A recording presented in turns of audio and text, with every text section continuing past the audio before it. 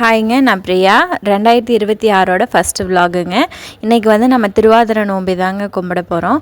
திருவாதிரை நோம்பி அப்படிங்கிறது கணவருக்காக நம்ம லேடிஸ் வந்து விரதம் இருந்து காலையிலேருந்து எதுவுமே சாப்பிடாமல் அப்படி நீங்கள் சாப்பிட்ணுன்னு நினச்சிங்கன்னா ஏர்லி மார்னிங் ஏதாவது நீங்கள் சாப்பிட்டுக்கணும். சாப்பிட்டுட்டு அப்படி ஃபாஸ்டிங் இருந்துங்க மதியானத்துக்கு மேலே பச்சை பயிறு ரசம், நம்ம நிறையா பேர்த்து கூப்பிட்ருந்தோம்னா புளிக்குழம்பு, வடை, பாயாசம், அப்பளம், மெயினாக வந்து கொடியில் காய்க்கிற காய், அவரைக்காய், பீக்கிங்காய், அரசாணிக்காய், இந்த மாதிரி 3 காய் செஞ்சு கச்சாயம், அதுக்கப்புறம் வடை இதெல்லாம் செஞ்சுங்க நம்ம படப்பு போட்டு சாமி கும்பிட்டு சாப்பிட்ணும்.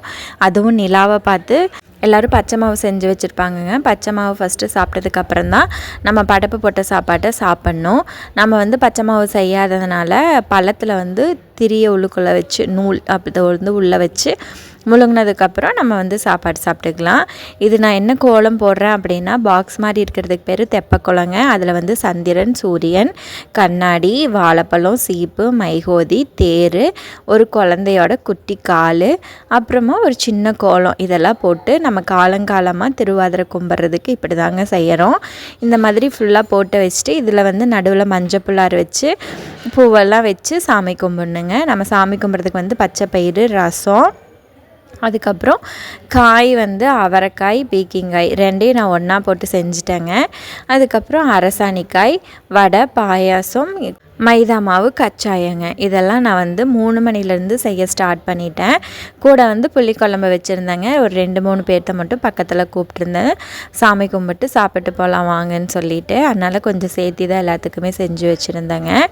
அதுக்கப்புறம் இந்த மாதிரி நம்ம செஞ்சு வச்சதையெல்லாம் நல்ல நேரம் பார்த்து படப்பு போட்டு ஃபஸ்ட்டு நிலாவுக்கு வந்து தண்ணி தொளிச்சு விட்டுங்க.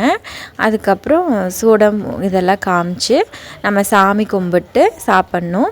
தட்டத்தில் வந்து வெத்தலை பாக்கு, சரடு, பூவு இதெல்லாம் பக்கத்தில் வச்சு சாமி கும்பிடணுங்க. குருமிளகு, சீரக, கொட்டரைக்கல்ல நல்லா கழுவிங்க.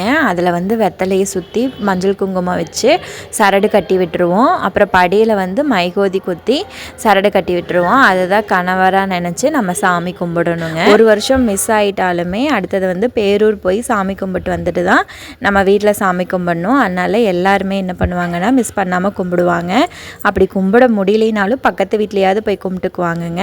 பீரியட் ஆனாலுமே இந்த சாமி வந்து கும்பிடலாம். இது வந்து ஹஸ்பண்டுக்காக வந்து கும்பிட்றது. ஒருத்தவங்க வந்து இறந்துட்டாங்களாமாங்க. இறந்தவங்களை மூடி வச்சும் கூட இந்த சாமி கும்பிட்டதுக்கப்புறம் அவங்க வந்து பொழைச்சிக்கிட்டதா சரித்திரம் இருக்குதுங்க. அதனால் நம்ம வந்து கணவர் நல்லா இருக்கணும்னு வருஷம் மார்கழி மாதம் இதை கும்பிட்றோங்க.